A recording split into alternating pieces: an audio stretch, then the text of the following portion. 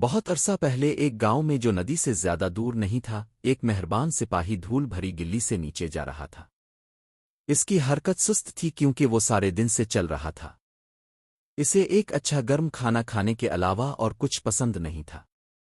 جب وہ سڑک کے کنارے ایک عجیب و غریب گھر پر پہنچا تو اس نے اپنے آپ میں سوچا، یہاں رہنے والے کے پاس میرے جیسے بھوکے مسافر کے ساتھ بانٹنے کے لیے کچھ اضافی کھانا ضرور ہوگا۔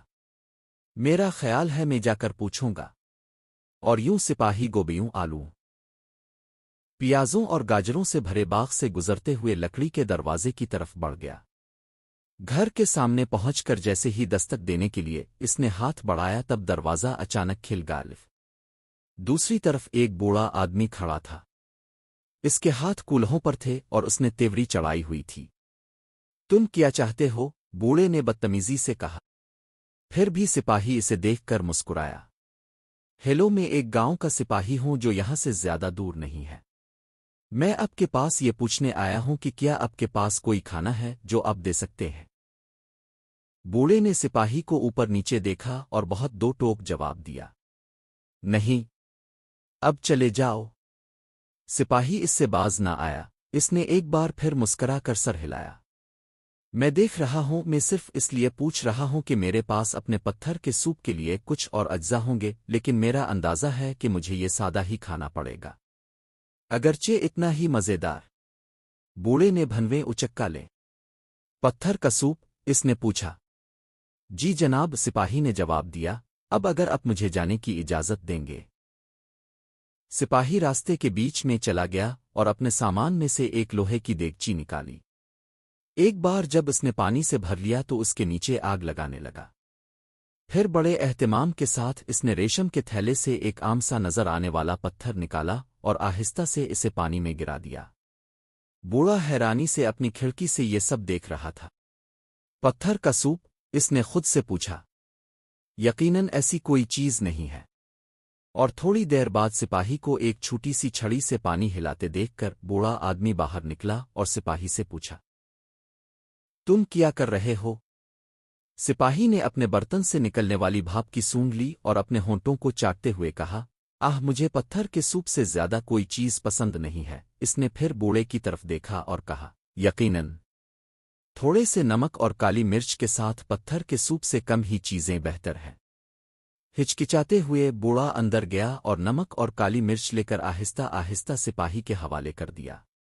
بالکل، سپاہی نے پکارا جب اس نے انہیں برتن میں چھڑک دیا۔ اس نے ایک بار پھر بوڑھے آدمی کی طرف دیکھنے سے پہلے اسے ہلایا۔ لیکن اب جانتے ہیں، میں نے ایک بار گوبھی کے ساتھ پتھر کے اس حیرت انگیز سوپ کا مزہ چکھا تھا۔ اس کے بعد بوڑھا آدمی اپنے گوبھی کے پودوں کے پاس پہنچا اور سب سے پکی ہوئی گوبھی اٹھا کر سپاہی کو دے دی۔ وہ کتنی شاندار ہے! سپاہی نے گوبھی کو کاٹ کر برتن میں ڈالتے ہوئے کہا۔ اس نے برتن کی ایک گہری سونڈ لی اور بوڑھے سے کہا، تم جانتے ہو یہ چند گاجروں کے ساتھ بادشاہ کے لیے سوپ ہوگا۔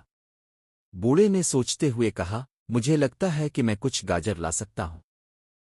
اور وہ گاجروں کے پاس گیا اور مٹھی بھر توڑ لایا۔ جب اسے گاجریں پیش کی گئیں تو سپاہی بہت خوش ہوا۔ اس نے انہیں کاٹ کر ایک بار پھر برتن کو ہلایا اور یوں چلتا رہا۔ بوڑھا آدمی برتن کی خوشبو سے خوش ہونے لگا جب وہ پیاز، آلو، گائے کا گوشت وغیرہ لے کر آیا۔ سپاہی نے خود بھی اپنے تھیلے میں مشروم اور جو جیسی چیزیں شامل کیں، یہاں تک کہ اس نے اعلان کیا کہ سوپ تیار ہے۔ بوڑھا آدمی سپاہی کی طرف دیکھ کر مسکرایا جب اس نے آدھا سوپ اسے پیش کیا۔ آپ اندر کیوں نہیں آتے؟ میرے پاس آج صبح بیکری سے سیدھی لائی گئی تازہ ڈبل روٹی ہے جو پتھر کے سوپ کے ساتھ مزیدار ہوگی، اس نے شفقت سے کہا۔ اور اس طرح بوڑھے آدمی اور سپاہی نے مل کر ایک شاندار کھانا کھایا۔ سپاہی نے اپنے تھیلے سے دودھ کا ایک ڈبہ نکالا اور وہ بھی شیئر کیا۔ بوڑھے آدمی نے سپاہی سے اتفاق کیا کہ سوپ اس سے بہتر تھا جو اس نے پہلے کبھی چکھا تھا۔ یہ اس وقت تک نہیں ہوا تھا جب تک کہ سپاہی نے اسے ریشم کا تھیلا نہیں دیا تھا جس میں پتھر تھا۔ بوڑھے کو حقیقت معلوم ہو گئی۔ یہ وہ پتھر کبھی نہیں تھا جس نے مزیدار سوپ بنایا ہو، بلکہ مل کر کام کرنے اور فراخدلی سے وہ اور سپاہی دونوں ایک ایسا لذیذ کھانا بنانے میں کامیاب ہو گئے تھے جسے وہ اپنے درمیان شیئر کر سکتے تھے۔